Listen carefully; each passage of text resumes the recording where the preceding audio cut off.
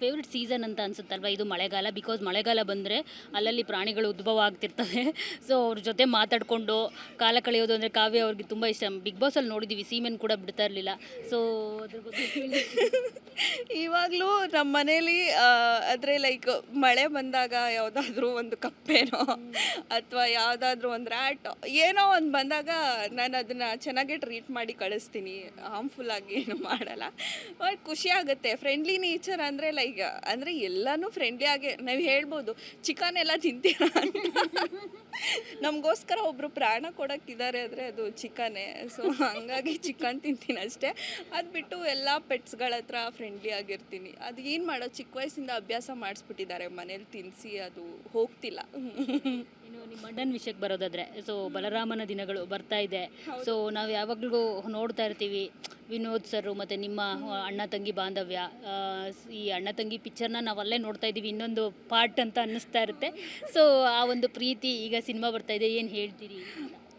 ತುಂಬಾ ಅಂದರೆ ತುಂಬ ಲೈಕ್ ರೀಸೆಂಟ್ಲಿ ಮಾದೇವ ಕೂಡ ಸೂಪರ್ ಹಿಟ್ ಆಯಿತು. ಸೊ ಎಲ್ರಿಗೂ ಅವ್ರ ಆ್ಯಕ್ಟಿಂಗಲ್ಲಿ ಮನಸ್ಸು ಗೆದ್ದುಬಿಟ್ರು. ಸೊ ಎಲ್ಲ ಥಿಯೇಟ್ರಿಂದ ಹತ್ಕೊಂಡು ಬಂದಿರೋರೇ ಜಾಸ್ತಿ, ನಾನು ಕೂಡ.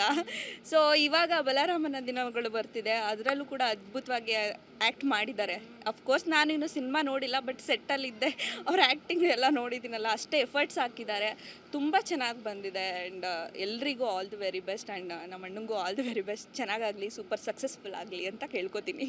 ನೀವು ಇನ್ನೊಂದು ಹೇಳ್ತಾ ಇದ್ರಿ ಆವಾಗಲೇ, ನನ್ನ ಡಯಟ್ ನಾನೇ ಮಾಡ್ಕೊಂಡು ಹೋಗ್ತೀನಿ ಅಂತ. ಒಂದು ಡಯಟ್ ಟಿಪ್ಸ್ ಕೊಡೋದಾದರೆ ನೀವು ಮಾಡ್ಕೊಳ್ಳೋದೆ ಏನು ಹೇಳ್ತೀರಿ? ಯಾವ ಥರ ಟಿಪ್ಸ್ ಕೊಡ್ತೀರಿ ಅಂತ?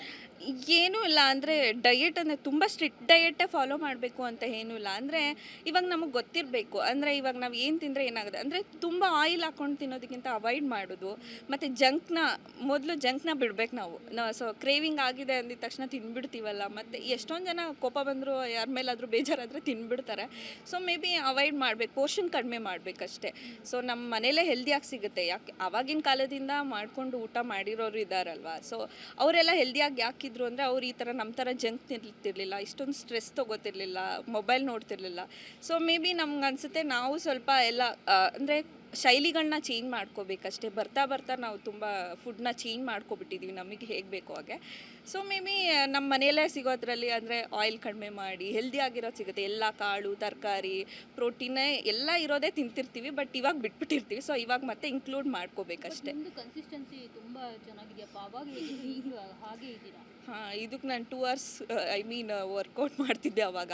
ಸೊ ಇವಾಗ 1 hour ಅಷ್ಟೇ ವರ್ಕೌಟ್ ಮಾಡೋದು. ಬಟ್ ನಾ ವರ್ಕೌಟ್ ಆಗಲಿಲ್ಲ ಅಂದ್ರೂ ಮೇ ಬಿ ಡಯೆಟ್ ಮೇಂಟೈನ್ ಮಾಡ್ತೀನಿ. ಅಂದರೆ ಸ್ವಲ್ಪ ಆದರೂ ಏನಾದರೂ ಅವಾಯ್ಡ್ ಮಾಡ್ತೀನಿ. ಅಂದರೆ ಇವಾಗ ಜಂಕ್ ತಿಂತಿದ್ದೀವಿ ತುಂಬ ಅಂದಾಗ ಖಂಡಿತ ಇವತ್ತು ವರ್ಕೌಟ್ ಮಾಡ್ತಿಲ್ಲ ಅಂದರೆ ಅವಾಯ್ಡ್ ಮಾಡೇ ಮಾಡ್ತೀವಿ.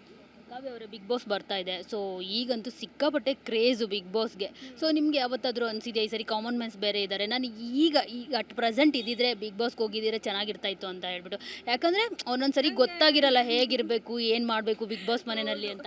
ಈಗ ಇನ್ನೂ ತುಂಬ ಮೆಚ್ಯೂರ್ಡ್ ಆಗಿರ್ತೀರ ನೀವು. ಈಗ ಆ ಥರ ಥಾಟ್ ಏನಾದರೂ ಬಂದಿದೆಯಾ ನಿಮಗೆ? ಎಷ್ಟೊಂದು ಸಲ ಅನಿಸಿದೆ ನನಗೆ. ಬಿಕಾಸ್ ನಾನು ಬಿಗ್ ಬಾಸ್ಗೆ ಹೋದಾಗ ನಾನು ಬಿಗ್ ಬಾಸ್ನ ಅಷ್ಟು ನೋಡೇ ಇರಲಿಲ್ಲ. ಅಂದರೆ ಐಡಿಯಾನೂ ಇರಲಿಲ್ಲ ನನಗೆ. ಜಸ್ಟ್ ಆಗಷ್ಟೇ ನನ್ನ ಸೀರಿಯಲ್ ಮುಗಿತಾಯಿತ್ತು. ಮುಗ್ದಿದ ತಕ್ಷಣ ನಾನು ಬಿಗ್ ಬಾಸ್ಗೆ ಹೋದೆ. ಒಂದು ಸ್ವಲ್ಪ ಆದರೂ ಪ್ರಪಂಚ ಜ್ಞಾನ ಅಂತಾರಲ್ಲ, ಆ ಥರ ಬಿಗ್ ಬಾಸ್ ಬಗ್ಗೆ ಏನಾದರೂ ತಿಳ್ಕೊಬೇಕಂತ ಇರುತ್ತೆ. ಸೊ ಇವಾಗ ಅನಿಸ್ತಿದೆ, ಇವಾಗ ಹೋದರೆ ಮೇ ಬಿ ಬೆಟರ್ ಆಗಿರ್ತಿತ್ತೇನೋ. ಎನಿವೇ ನಾನು ಅಷ್ಟೊಂದು ನನಗೇನು ಅನಿಸ್ತಂದ್ರೆ ಓಕೆ, ಏನೋ ಫೇಕ್ ಮಾಡ್ಕೊಂಡು ಇರೋ ಬದಲು ನಾನು ಹೆಂಗಿದ್ದೆ ಹಂಗೆ ಇದ್ದೆ ಬಿಡು, ಓಕೆ ಅಂತ ಅನ್ನಿಸ್ತು. So it's better. ಅವಾಗ ಅನಿಸುತ್ತೆ ಒಂದೊಂದು ಸಲ ಮೇ ಬಿ ಹಿಂಗಿರ್ಬೋದಿತ್ತೇನೋ, ಈ ಸೀಸನಲ್ಲಿ ಇದ್ದಿದ್ರೆ ಚೆನ್ನಾಗಿರ್ತಿತ್ತೇನೋ ಅಂತ. ಬಟ್ ನನಗೇನು ಅಷ್ಟೊಂದೆಲ್ಲ ಕ್ರೇವಿಂಗ್ಸ್ ಆಗಲ್ಲ. ಅಂದರೆ ಹೋಗ್ತೀರಾ? ಅಫ್ಕೋರ್ಸ್ ಈ ಸಲ ಅದು ಕಾಮನ್ ಪೀಪಲ್ ಇರ್ತಿದ್ದಾರೆ ಅಂದರೆ ಸಖತ್ತಾಗಿರುತ್ತೆ ಅನಿಸುತ್ತೆ. ಚೆನ್ನಾಗಿರುತ್ತೆ. ಮೇ ಬಿ ಈ ಸಲ ಕಳಿಸಿದ್ರೆ ಹೋಗ್ತೀನಿ. ಆದರೆ ಕಳಿಸೋ ಮನಸ್ಸಿರಬೇಕು. ಕೇಳಬೇಕು ಬಿಗ್ ಬಾಸ್ನ. ಫೈನಲಿ ಏನು ಹೇಳ್ತೀರಿ ಕ್ವಾಟ್ಲೆ ಕಿಚನ್ ಮತ್ತು ನಿಮ್ಮ ಫ್ಯಾನ್ಸ್ಗೆ ಏನು ಹೇಳ್ಬೇಕು? ಕ್ವಾಟ್ಲೆ ಕಿಚನ್ ತುಂಬಾ ಚೆನ್ನಾಗಿ ಬರ್ತಿದೆ. ಸೀಸನ್ 2 ಅಲ್ವಾ, ಎಕ್ಸ್ಟ್ರಾ ಮಸಾಲೆ ಎಲ್ಲ ಆ್ಯಡ್ ಆಗಿ ಒಳ್ಳೊಳ್ಳೆ ಕುಕ್ಕಿಂಗ್ ಬರ್ತಾ ಇದೆ.